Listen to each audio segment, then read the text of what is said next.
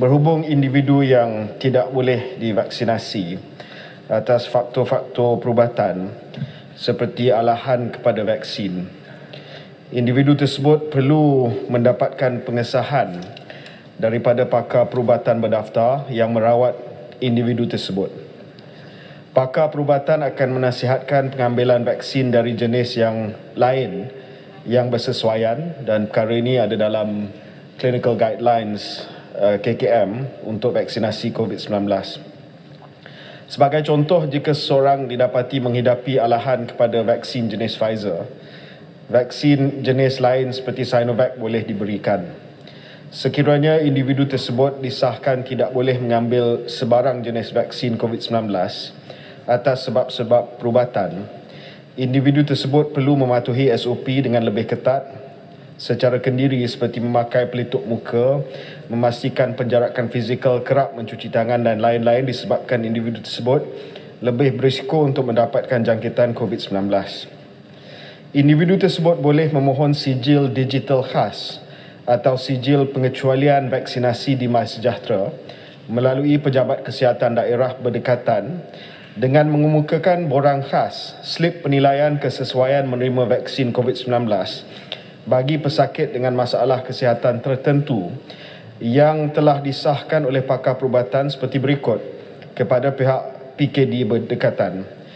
Pertama, pakar perubatan di hospital swasta yang merawat individu atau pakar perubatan atau pegawai perubatan yang merawat semasa ketiadaan pakar perubatan di hospital kerajaan yang berpakar atau pakar perubatan keluarga di klinik kerajaan. Jika permohonan adalah lengkap dan mengikuti syarat yang telah ditetapkan, sijil digital tersebut melalui MySejahtera akan diperolehi dalam tempoh seminggu. Terima kasih. Soalan tambahan pertama. Terdapat 3 kategori mereka yang belum menerima vaksin, iaitu mereka yang berisiko kesihatan disebabkan faktor kesihatan, anti-vaksin dan juga ada juga golongan vaksin hesitancy.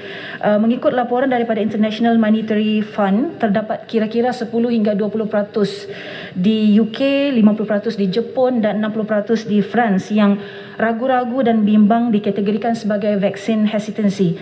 Soalan saya, adakah kementerian sudah membuat kajian dan penilaian kepada mereka yang belum lagi mendaftar untuk menerima vaksin, sama ada anti-vaksin ataupun vaksin hesitancy, dan juga bagaimana mereka yang berada di luar bandar, berapa peratusan rakyat Malaysia yang bergantung kepada kad fizikal vaksinasi ini, dan sekiranya hilang, apa yang perlu dilakukan dan apakah kementerian boleh membantu, bagaimana kementerian akan membantu mereka ini, terutamanya mereka yang berada di luar bandar dan pedalaman. Terima kasih. Terima kasih.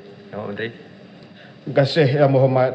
Mengikut data terkini di COVID Now, Kementerian Kesihatan Malaysia, untuk golongan dewasa di Malaysia yang mengikut statistik daripada Jabatan Perangkaan, 94.3% daripada golongan dewasa telah menerima sekurang-kurangnya dos yang pertama dan 87.6% telah pun menerima lengkap 2 dos. Jadi Kementerian Kesihatan Malaysia dapati bahawa jumlah yang masih belum menerima vaksin ini adalah sangat-sangat kecil di kalangan populasi dewasa. Namun demikian, ada beberapa langkah-langkah yang sedang dilaksanakan di peringkat sektor-sektor tertentu untuk memastikan vaksinasi, kadar vaksinasi ini dapat ditingkatkan untuk meliputi hampir semua.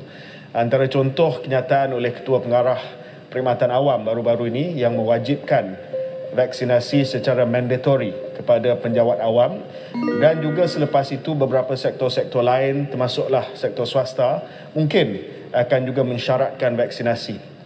Untuk mereka yang masih lagi tegar untuk tidak mahu menerima vaksin, kita juga telah umumkan bahawa beberapa kebebasan hanya akan diberi kepada mereka yang telah menerima vaksinasi yang lengkap. Jadi dengan pendekatan ini, saya harap lebih ramai lagi yang masih lagi tegar untuk tidak mahu menerima vaksin akan tampil untuk mendapat maklumat yang terperinci, dan kita sentiasa bersedia untuk memberi maklumat kepada sesiapa pun berkenaan dengan keberkesanan dan kesihatan vaksin ini. Hari ini kita akan muat naik dalam laman web Kementerian Kesihatan Malaysia hari ini berkenaan dengan kesan sampingan yang serius, supaya rakyat dapat melihat bahawa dari segi kesan sampingan yang serius tidak banyak, dan setakat ini tidak ada satu pun kematian yang disebabkan vaksin COVID-19. Terima kasih. Terima kasih. Terbrau. Boleh tanya soalan tambahan lagi? Maaf, Terbrau. Okey, soalan saya adalah ada ramai yang tak ada dokumentasi pengenalan kerana mereka bukan warga walaupun lahir di Malaysia, dan juga ramai parti juga. Macam mana mereka boleh dapatkan vaksinasi? Apa caranya? Soalan saya. Yang Berhormat, untuk makluman Yang Berhormat, dasar program imunisasi COVID-19 kebangsaan adalah no wrong door policy. Maksudnya tidak ada sesiapa pun penduduk Malaysia yang berada di Malaysia yang hadir di mana-mana pusat pemberian vaksin akan kita menafikan vaksin untuk mereka. Tak kiralah sama ada mereka mempunyai dokumentasi ataupun tidak.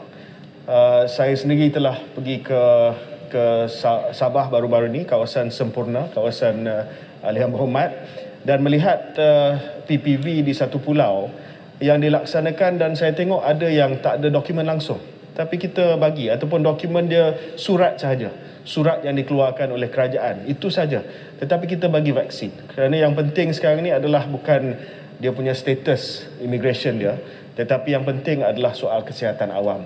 Sebab itu kita utamakan vaksinasi untuk semua yang ada di Malaysia. Untuk jawab, minta maaf Yang Di-Pertua berkenaan dengan soalan yang daripada Kota Belud, ringkas sahaja.